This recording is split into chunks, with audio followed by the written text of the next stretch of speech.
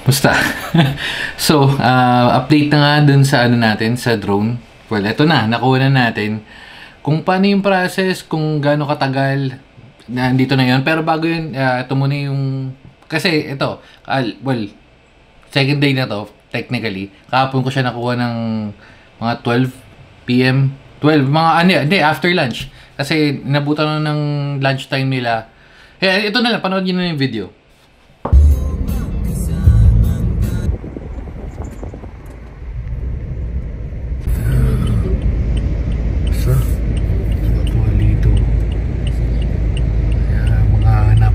Yan para tandaan Ford. Tapos pagpasok nyo dyan, diretso lang dito. Ayan, sa likod ng Lido. Chino. Yan, tapos ayun, DJI. Okay. Park lang tayo. Pero yun yung store, yung shop or service center. So dito na tayo. May problema lang, ito. Wait, ito pakita ko sa inyo. Ito yung service center. Kaso, ito yung problema. 12 nun. Instead na magantay, hanap tayo ng kainan. Padaan pa tayo dito. Kung di nyo pa natatry, try nyo na to. Ayan o. Sisig Sarada. Dito dapat tayo kakain eh. Kaso, walang papwestuhan, walang mapaparkingan eh. Okay tayo. Kunin ko na muna yung drone. Oops, ayan.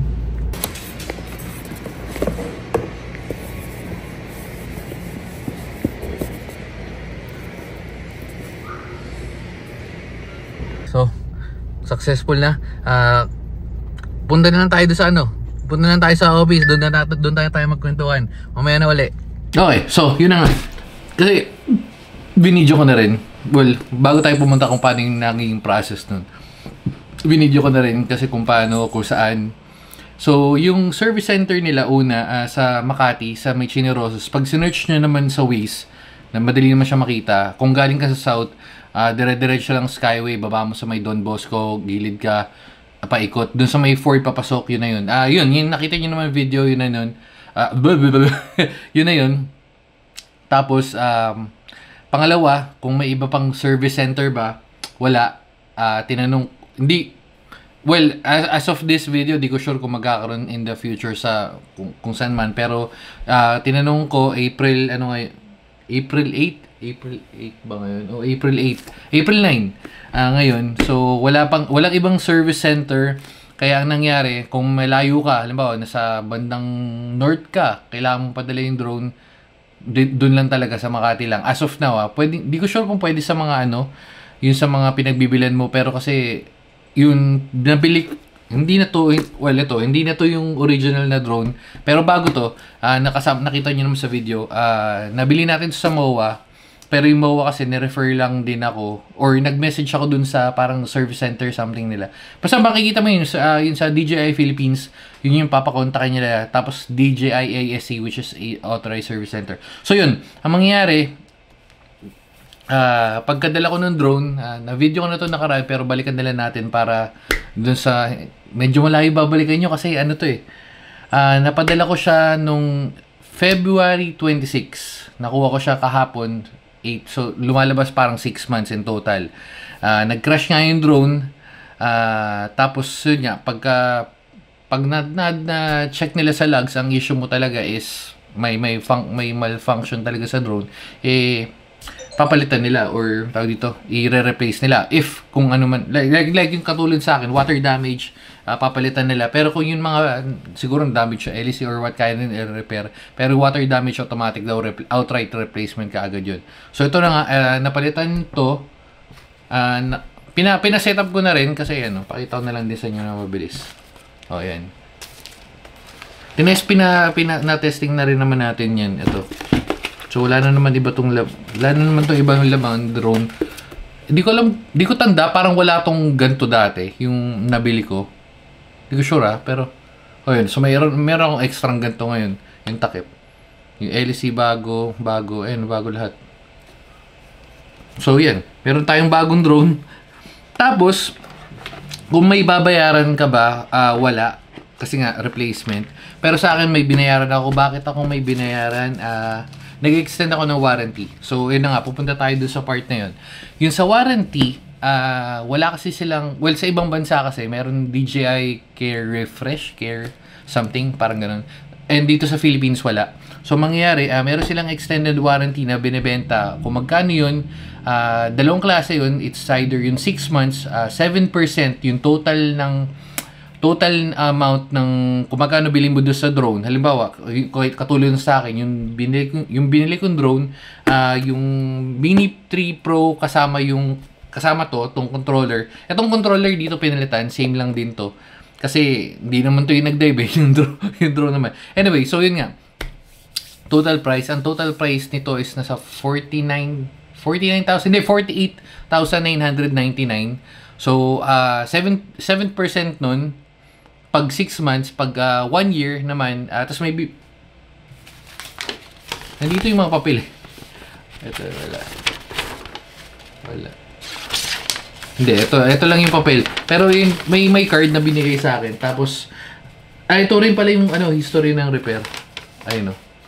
Tapos, nakalagay naman dito na, ayun, no, wait lang, baka kasi may makitang kung ano man. Ayan. So, water damage, yun naman manapalitan. Ayun, automatic replacement. So, yun nga, tulad nga sabi ko, ano nga sinasabi ko? Hindi, yun nga, pagka ganun, yung pag 1 year is 10% naman, kaya ang binayaran ko kasi dahil 48,999 is 48, halos 5,000. Pero extend ng 1 year, I mean, for peace of mind, para sa akin, mas okay na yun, lalo na, medyo mahal din naman yung drone. Tapos meron nga rin doon, kwento ko na rin, yung pagpunta ko doon, kasi bago ako dumating doon, well, maaga kami dumating, para 12:30. Actually, late. So, tinamaan kami ng, inabutan kami ng lunchtime. Pagdating ko doon, mga 1:30, pagbalik namin 1:30, may mga tao na doon. Una, yung isa, kausap niya yung kausap ko dati, si Micah. Ang kausap niya yung lalaki, parang ang issue niya man, ang lumalabas kasi doon sa findings nila is parang pilot error. At pupunta tayo dun sa ganun.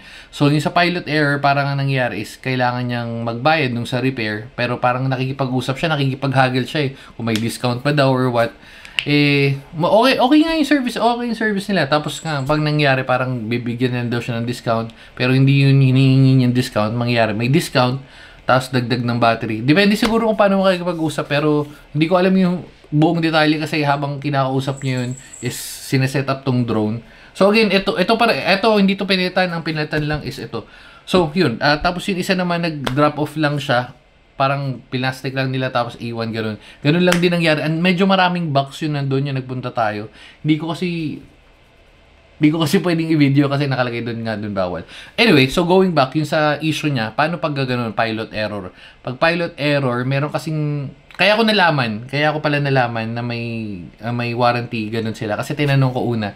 Sabi ko kaya ano yung nakalagay doon parang extended warranty. Pag yan. Sabi ko wala, ito ba yung iba ba to sa Care Refresh? Sabi niya oo kasi daw sa ibang bansa nga is Care Refresh and then sa Philippines is yung warranty. So, parang 4 apat na klase yun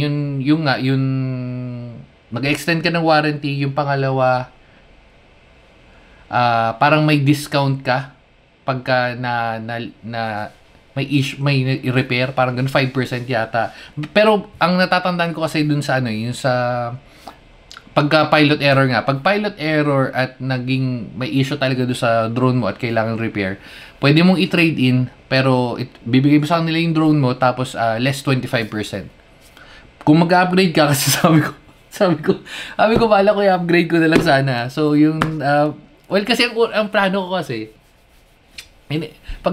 yung paggaganon, sabi ko dahil nga matatapos na yung warranty. Ang warranty ko hanggang June yata or July. Pag natapos yung warranty, ibebenta ko na lang siya and then bibili nga ako nung Mini 4 Pro. So, para may bagong warranty, since meron naman silang extended warranty, so medyo gumastos tayo pero mas nakatipid tayo ng kahit papano, unlike nung pagbibili tayo ng buong another 50k, 60k na unit. So, yun. So medyo mas nakatipid nga. Kaya nga sabi ko, ang dapat ng plano ko after pag nakuha ko yung unit, siguro papaliparan ko lang kasi may lakad tayo. Ibag yun. So, basta abangan nyo na lang yung vlog na yun. May lakad tayo, tapos magagamit natin yung drone. Sabi ko pagkatapos gamitin yung drone, bibenta ko, bibili na ako ng 4. Dahil meron nga ganito, tinanong ko, pwede ba i-transfer? Siyempre, hindi. Hindi, mali mo, di ba? Pwede naman magtanong, kaya nga nagtanong ako. Sabi ko, pag bumili ba ako ng warranty yan, pwede ko i-transfer kasi same account naman, so hindi daw. So, mag-stick yung warranty na yan dito. Anyway, so, okay na ako doon for now, mag-stick na muna. Okay na, actually, okay pa rin naman to. Ang maganda lang doon sa 4, meron yung obstacle, may obstacle, na siya doon sa, alam ko sa likod yata or sa gilid. So, kung marunong ka no, palipad okay lang naman, pero still, para sa akin, di ko alam kung magkano presyo ng Mini 3 Pro ngayon, pero parang nakikita ko sa market, naglalaro ng 35 So, kung nabili ko siya 48, pero kasi kasama controller. I mean, medyo mahal din tong controller Pero kasi, yung pala, to. Naalala ko. So, sabi ko paano kung alam ko na kwento ko na to nun sa previous na video. Sabi ko paano kung hindi ko ma-retrieve yung unit. Kasi nga, nag-dive. Like, katulad nun. Nasaktuhan lang nung sa akin. Kaya yung nag-dive, originally, yung nag-dive, control ko siya ganito, di ba?